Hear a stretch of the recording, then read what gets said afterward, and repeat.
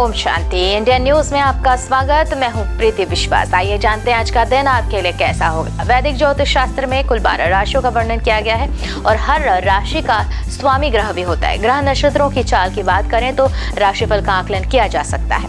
आज तो गुरुवार है और गुरुवार का दिन श्री नारायण और माता लक्ष्मी जी की पूजा उपासना के लिए समर्पित होता है। तो चलिए आज श्री लक्ष्मी की कृपा से किनको होने वाला है लाभ और किन राशि वालों को रहना होगा सावधान, ये जाने। मेष राशि, शनि मंगल का षटाष्टक योग पारिवारिक समस्या दे सकता है। झगड़ा विवाद से बचना है, व्यर्थ की उलझने भी हो सकती है। वृषभ राशि, आज शनि मंगल का योग भाई बहन या अधीनस्थ कर्मचारी से तनाव दे सकता है। उपहार या सम्मान में वृद्धि भी होगी। मिथुन राशि, शनि मंगल का योग करियर के उत्तम है और नए अनुबंध और स्थानांतरण या विभागीय परिवर्तन की दिशा में सफलता दिलाएगा।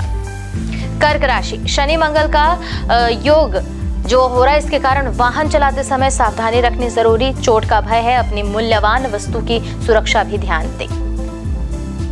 सिंह राशि, उपहार या सम्मान में वृद्धि तो होगी, रचनात्मक प्रयास भी होंगे फलीभूत। यात्रा देशाटन की स्थिति सुखद होगी। कन्या राशि, पारिवारिक दायित्व की पूर्ति होगी। उपहार या सम्मान में वृद्धि होगी। रिश्तों में प्रगाढ़ता आ रही है। जीविका के क्षेत्र में होगी प्रगति। तुला राशि, आर्थिक मामलों में प्रगति होगी। शासन सत्ता का सहयोग मिलेगा। गृह उपयोगी वस्तुओं में वृद्धि होगी। सामाजिक कार्यों में रुचि लेंगे। पारिवारिक जीवन सुखमय होगा। व्यावसायिक प्रतिष्ठा बढ़ेगी। आर्थिक पक्ष होगा मजबूत। धन यश कीर्ति में होगी वृद्धि। धनु राशि, बहुप्रतीक्षित कार्य के संपन्न होने से आत्मविश्वास में वृद्धि होगी। सामाजिक प्रतिष्ठा भी बढ़ेगी। उपहार या सम्मान में वृद्धि होगी। मकर राशि, जीविका के क्षेत्र में प्रगति होगी और शासन सत्ता का भी सहयोग मिलता दिख रहा है। उपहार या सम्मान में वृद्धि नजर आ रही है और पारिवारिक दायित्व की पूर्ति होगी। कुंभ राशि, शनि मंगल का योग मानसिक तनाव देगा लेकिन महत्वाकांक्षा की पूर्ति होगी। किया गया पुरुषार्थ सार्थक होगा। मीन राशि, पारिवारिक कार्य में व्यस्त होंगे। आर्थिक मामलों में प्रगति होगी। सामाजिक प्रतिष्ठा बढ़ेगी। धन यश कीर्ति में वृद्धि दिख रही है। ज्योतिष शास्त्र की एक शाखा अंक शास्त्र के जरिए बिना जन्म कुंडली के भी भूत भविष्य वर्तमान जाना जा सकता है। गणित के अंकों से आप जान सकते हैं कि आपका आने वाला समय कैसा होगा, आपका जीवन कैसा होगा। साथ ही आप और भी बहुत कुछ जान सकते हैं। तो चलिए बिना देरी किए जानते हैं अंक शास्त्र के अनुसार आज का दिन आपके लिए कैसा भाग्य लेकर आ रहा है। मूलांक 1, कार्य क्षेत्र में आज परिश्रम अधिक रहेगा परंतु आपको अपनी मेहनत के संतोषजनक परिणाम भी प्राप्त होंगे। सरकारी नौकरी में मनोवांछित जगह पर स्थान परिवर्तन मिलने की संभावना है। उपाय करें, लाल मुंह वाले बंदरों को चने खिलाएं। अगली मूलांक संख्या है मूलांक 2। तो विद्यार्थियों के लिए तो आज का दिन उत्तम रहेगा। उनका मन पढ़ाई में लगेगा। परीक्षा में परिणाम भी मनोवांछित मिलेंगे। नौकरी की तलाश कर रहे हैं तो उन व्यक्तियों को नौकरी के अच्छे अवसर मिलेंगे। जीवन साथी के साथ चल रहा मतभेद आज दूर होगा। उपाय करना है, चांदी के पात्र में दूध पिएं। मूलांक 3, परिवार के साथ विदेश घूमने का कार्यक्रम बन सकता है। आय के स्रोत में वृद्धि होगी। जीवन साथी का हर क्षेत्र में सहयोग प्राप्त होगा। कारोबार में बहुत दिनों से अगर लंबित कार्य है तो वो पूरा करने में सफलता भी मिलेगी। उपाय करना है, चने की दाल मंदिर में दान करें।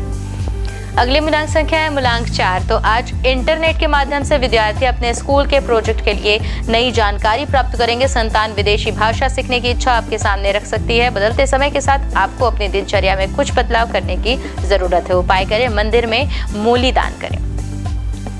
अगली मूलांक संख्या है मूलांक 5। तो परिवार के किसी सदस्य के द्वारा बोली गई बात आज आपको थोड़ी व्यथित कर सकती है। किसी नए काम को क्रियान्वित करने के लिए आज का दिन तो अनुकूल बिल्कुल भी नहीं है, इसलिए जल्दबाजी में लिए गए निर्णयों से हानि उठानी पड़ सकती है।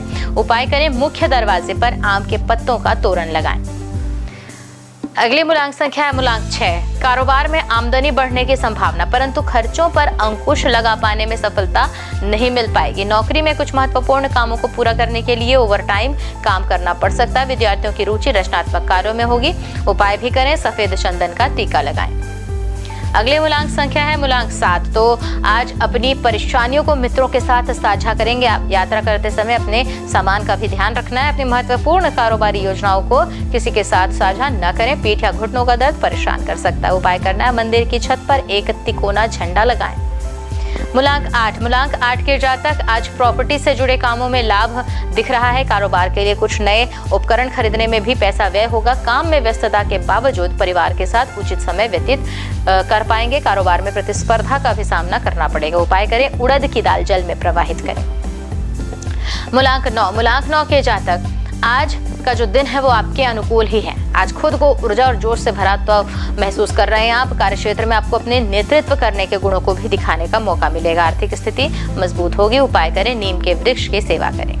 अशुभ काल राहु दोपहर 2 बजे से 3:38 तक, यमगण सुबह 5:52 से 7:30 तक, कुलिक सुबह 9:07 से 10:45 तक, दुर्मुहूर्त सुबह 10:12 से 11:05 तक और दोपहर 3:25 से शाम 4:17 तक। वर्ज्यम रात 3:09 से सुबह 4:40 तक।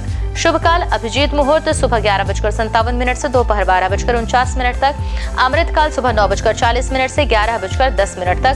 ब्रह्म मुहूर्त सुबह 4:15 से 5:03 तक। तो ये तो थे आज की राशिफल, अंक राशि और पंचांग। कल फिर मिलेंगे इंडियन न्यूज में आपके भाग्य के बदलते सितारों की दशा को लेकर हमारे विशेष कार्यक्रम राशिफल में। तब तक के लिए नमस्कार।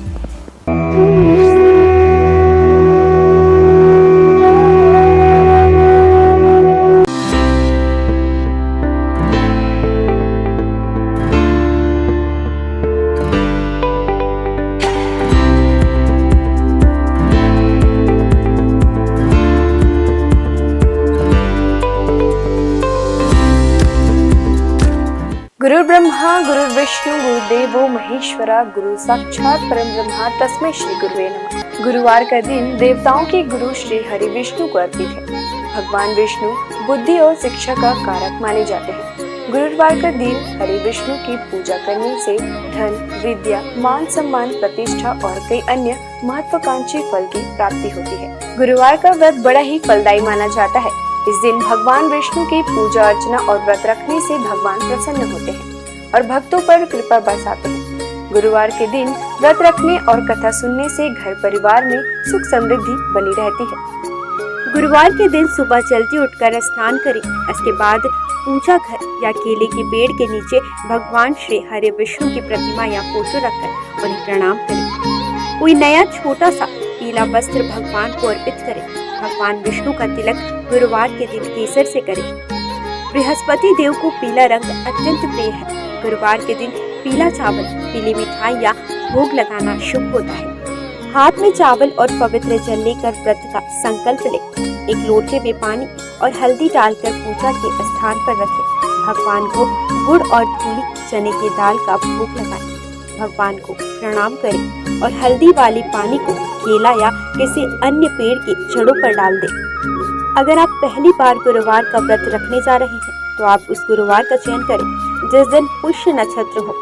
अगर ये संभव न हो पाए तो किसी भी मास के शुक्ल पक्ष के पहले गुरुवार इस व्रत की शुरुआत कर सकते हैं। आपको बता दें कि अगर आप व्रत प्रारंभ करने जा रहे हैं तो इस दौरान पौष माह न हो। गुरुवार को पीले वस्त्र पहनना शुभ होता है। आइए जानते हैं श्री हरि विष्णु की प्रसिद्ध मंदिरों के बारे में। बद्रीनाथ धाम उत्तराखंड में हिंदू धर्म के 4 धामों में से एक बद्रीनाथ मंदिर है जो भगवान विष्णु का सबसे प्राचीन मंदिर है। बद्रीनाथ मंदिर उत्तराखंड के चमोली में स्थित है। माना जाता है कि बद्रीनाथ मंदिर का निर्माण 7वीं 9वीं सदी में हुआ था। यहाँ भगवान विष्णु की 1 मीटर लंबी शालिग्राम की मूर्ति स्थापित है। मान्यता है कि यह प्रतिमा स्वयं प्रकट हुई। जगन्नाथ मंदिर जो है ओडिशा में, ओडिशा के पुरी जिले में जगन्नाथ मंदिर है। यह मंदिर भगवान विष्णु के अवतार श्री कृष्ण को समर्पित है। जगन्नाथ मंदिर पूरे हिंदुओं के 4 धामों में से एक है। मंदिर के ऊपर लहराने वाला झंडा उल्टी दिशा में लहराता है। मान्यता है कि इस मंदिर के ऊपर से कोई पक्षी तक नहीं उड़ता। हर साल भव्य जगन्नाथ रथ निकाली जाती है जिसमें श्री कृष्ण अपने बड़े भाई बलराम और बहन सुभद्रा के साथ होते हैं। इस रथ यात्रा में दुनिया भर से लाखों श्रद्धालु शामिल होते हैं। द्वारकाधीश मंदिर गुजरात है। भगवान विष्णु के सबसे बड़े मंदिरों में गुजरात का द्वारकाधीश मंदिर है। यह विष्णु मंदिर जी के अवतार श्री कृष्ण को समर्पित है। मथुरा छोड़कर कृष्ण द्वारका पहुँचे और अपना साम्राज्य स्थापित किया। यहाँ उन्हें द्वारकाधीश के नाम से पुकारा जाने लगा। यह हिंदू धर्म के सबसे प्राचीन और भव्य मंदिरों में शामिल है जिसका इतिहास 2000 साल से भी अधिक पुराना है। रंगनाथ स्वामी मंदिर जो है तमिलनाडु में। दक्षिण भारत के तमिलनाडु में श्री हरि का भव्य मंदिर है। तमिलनाडु के तिरुचिरापल्ली शहर के श्रीरंगम में स्थित रंगनाथ स्वामी मंदिर भगवान विष्णु को समर्पित है। इस मंदिर में श्री हरि विष्णु शेषनाग शैया पर विराजे हुए हैं। इस मंदिर का परिसर भारत के सबसे बड़े मंदिरों में शामिल है। वेंकटेश्वर यह भगवान विष्णु के सबसे पुराने और प्रसिद्ध मंदिरों में से एक है। वेंकटेश्वर मंदिर तिरुपति के पास तिरुमाला पहाड़ी पर है। हर साल अनगिनत लोग यहाँ आकर भगवान वेंकटेश का आशीर्वाद और दर्शन पाते हैं। विट्ठल रुक्मिणी यह वैष्णव मंदिर महाराष्ट्र के पंढरपुर में है। विट्ठल रुक्मिणी भगवान विष्णु के विठोबा को समर्पित है। यहाँ श्री हरि और उनकी पत्नी रुक्मिणी विराजमान है। सिंहाचलम मंदिर यह मंदिर विशाखापट्टनम के पास है। सिंहाचलम में भगवान विष्णु के नरसिंह अवतार की पूजा की जाती है। कनक भवन अयोध्या के राम मंदिर को कनक भवन के नाम से भी जाना जाता है। यहाँ श्री हरि के राम अवतार को पूजा जाता है। इस मंदिर में रामनवमी का उत्सव बड़े हर्ष के साथ मनाया जाता है। माना जाता है कि कनक भवन में श्री राम ने कौशल्या के गर्भ से जन्म लिया था। द्वापर युग में जब भगवान विष्णु श्री कृष्ण के रूप में अवतरित हुए थे तो उन्होंने अपने उपदेशों और लीलाओं से संपूर्ण मानव जाति को उचित और अनुचित का बोध कराया था। और इसी कड़ी में उन्होंने कुरुक्षेत्र के मैदान में महाभारत युद्ध के दौरान गीता उपदेश भी दिया था, जिसमें उन्होंने समस्त मानव जाति को धर्म और कर्म का ज्ञान दिया था। ज्ञान और उपदेश के अलावा श्री हरि विष्णु के पास कुछ प्रलयंकारी अस्त्र भी थे। तो आइए जानते हैं श्री हरि विष्णु 5 सबसे शक्तिशाली अस्त्र के विषय के बारे में। पहला, कौमोदकी गदा। कौमोदकी गदा को श्री विष्णु की शक्तियों का स्रोत माना जाता है। इस गदा को भगवान विष्णु अपने बाएं हाथ में धारण करते हैं। विष्णु जी की ध्यानावस्था में कौमोदकी ज्ञान, बुद्धि एवं समय की शक्ति को प्रदर्शित करता है। विष्णु पुराण में गदा को ज्ञान की शक्ति बताया गया है। इसके अतिरिक्त यह गदा अहम और अहंकार की प्रवृत्ति को भी प्रदर्शित करता है। विष्णु धर्मोत्तर पुराण में कौमोदकी भगवान विष्णु की पत्नी तथा समृद्धि एवं बुद्धि की देवी लक्ष्मी को दर्शाता है। वहीं कृष्णोपनिषद के अनुसार यह गदा माँ काली अर्थात समय की शक्ति को दर्शाता है। यह गदा महाभारत काल में भगवान कृष्ण को वरुण देव से प्राप्त हुई थी। यह भयंकर गर्जना उत्पन्न करके शक्तिशाली असुरों और राक्षसों का विनाश करने में सक्षम थी। दूसरा शक्तिशाली अस्त्र नारायणास्त्र। यदि नारायणास्त्र का एक बार प्रयोग कर दिया जाए तो संपूर्ण सृष्टि में कोई भी शक्ति इसे रोकने में सक्षम नहीं। शत्रु यदि कहीं छुप भी जाए तो भी यह अस्त्र उसे ढूंढकर उसका वध कर देता था। इस अस्त्र को केवल उसके सामने खुद को समर्पण करके ही रोका जा सकता था। इसका निर्माण सतयुग में स्वयं भगवान नारायण द्वारा किया गया था। महाभारत काल में इस अस्त्र का ज्ञान भगवान विष्णु के रूप में भगवान कृष्ण, गुरु द्रोणाचार्य और उनके पुत्र अश्वत्थामा को था। सुदर्शन चक्र। सुदर्शन चक्र भगवान विष्णु का सबसे प्रिय अस्त्र माना जाता है। यह चक्र 12 अरों, 2 युगों और 6 नाभियों से युक्त था। यह अत्यंत गतिशील और बड़े से बड़े अस्त्रों का नाश करने वाला था। इसके अरों में देवता, सभी राशियां, अग्नि, ऋत्विक, सोम, वरुण, मित्र, इंद्र, प्रजापति, हनुमान, तप, धन्वंतरी और चैत्र माह से फाल्गुन माह तक सभी 12 मास प्रतिष्ठित थे। सुदर्शन चक्र को उंगली से घुमाने पर यह वायु के प्रवाह के साथ मिलकर अग्नि प्रज्वलित कर शत्रु को भस्म कर सकता है। चांदी से निर्मित यह दिखने में बहुत आकर्षण और तुरंत संचालित होने वाला विध्वंसक अस्त्र है। आइए अब जानते हैं श्री हरि विष्णु के कुछ विशेष अवतारों के नाम। मत्स्य अवतार, कूर्म अवतार, वराह अवतार, भगवान नरसिंह। वामन अवतार, श्री राम अवतार, श्री कृष्ण अवतार, परशुराम अवतार, बुद्ध अवतार, कल्कि अवतार।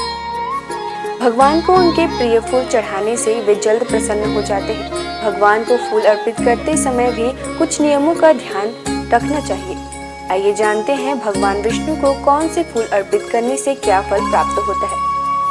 कदम्ब के फूल। धार्मिक ग्रंथों के अनुसार भगवान विष्णु को कदम्ब के फूल सबसे प्रिय है। श्री हरि को कदम्ब के पुष्प अर्पित करने से वे जल्दी प्रसन्न हो जाते हैं। भगवान का पूजन इन पुष्पों से करने पर व्यक्ति को मृत्यु के बाद यमराज के कष्टों का सामना नहीं करना पड़ता। इसके साथ ही विष्णु भगवान अपने भक्तों की कामनाएं पूरी करते हैं। गुलाब का फूल। गुलाब के फूल से विष्णु जी की पूजा करने पर श्री हरि के साथ साथ माता लक्ष्मी की भी कृपा हमें प्राप्त होती है। वहीं सफेद और लाल कनेर के फूलों से पूजन करने पर भी भगवान शीघ्र प्रसन्न हो जाते हैं। इसके साथ ही अगस्त्य पुष्प से नारायण का पूजन करना भी शुभ माना जाता है। तुलसी के पत्ते, श्री हरि को रोजाना तुलसी पत्र अर्पित करना शुभ होता है। इसके साथ ही इस बात का भी ध्यान रखें कि रविवार और एकादशी के दिन कभी भी तुलसी के पत्ते ना तोड़ें। इसके अलावा एकादशी के दिन शमी पत्र से पूजन करने पर यमराज के भयानक मार्ग को सुगमता से पार कर लेते हैं। पीले और लाल कमल के पुष्पों से भगवान विष्णु जी की पूजा करने से श्वेत दीप में स्थान मिलता है। चंपक पुष्प से विष्णु जी की पूजा करने वाले लोगों को जीवन मृत्यु के चक्र से मुक्ति दिलाता है। पौराणिक कथा के अनुसार तुलसी भी भगवान विष्णु को लक्ष्मी के समान ही प्रिय है और इसलिए उसे विष्णु प्रिया के रूप में मान्यता प्राप्त है। विष्णु का निवास क्षीर सागर है। श्री हरि विष्णु के 108 नामों का जाप करना शुभ होता है। इनके जाप से आपके जीवन की समस्याएं दूर होने लगती हैं। रोजाना नामों के जाप से आपके जीवन में सुख शांति बनी रहेगी। इसके साथ ही आपके परिवार में धन की कमी नहीं होगी। आइए जानते हैं 108 नामों में से कुछ विशेष नामों को और उनके अर्थ। नारायण अर्थात ईश्वर अर्थात परमात्मा। विष्णु हर जगह विराजमान करने वाला, वशटकार यज्ञ से प्रसन्न होने वाला।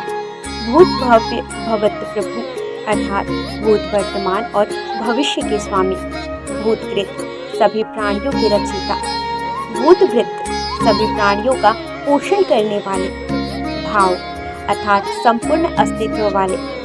भूतात्मा अर्थात ब्रह्मांड के सभी प्राणियों की आत्मा में वास करने वाले।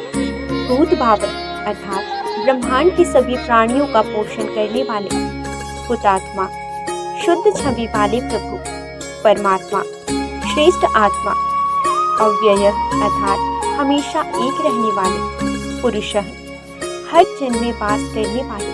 साक्षी अर्थात ब्रह्मांड की सभी घटनाओं के साक्षी। क्षेत्रज्ञ अर्थात क्षेत्र के ज्ञाता। गरुड़ ध्वज गरुड़ पर सवार होने वाले।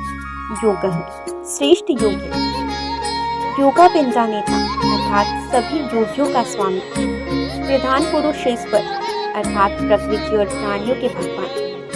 श्रीमान अर्थात देवी लक्ष्मी के साथ रहने वाले। केशव अर्थात सुंदर बाल वाले। पुरुषोत्तम श्रेष्ठ पुरुष। सर्व अर्थात संपूर्ण या जिसमें सब चीजें समाहित हो। शर्व बाण में सब कुछ नाश करने वाले। शिव अर्थात सदैव शुद्ध रहने वाले। स्थाणु अर्थात स्थिर रहने वाले। भूतादि सभी को जीवन देने वाले। निधिर्व्यय अर्थात अमूल्य धन के समान। संभव सभी घटनाओं में स्वामी। भावन भक्तों को सब कुछ देने वाले। भर्ता संपूर्ण ब्रह्मांड के संचालक। प्रभु सभी चीजों में उपस्थित होने वाले। प्रभु सर्वशक्तिमान प्रभु ईश्वर पूरे ब्रह्मांड पर अधिपति। स्वयंभू स्वयं प्रकट होने वाले। शंभु खुशियां देने वाले। जगन्नाथ अर्थात जग के नाथ।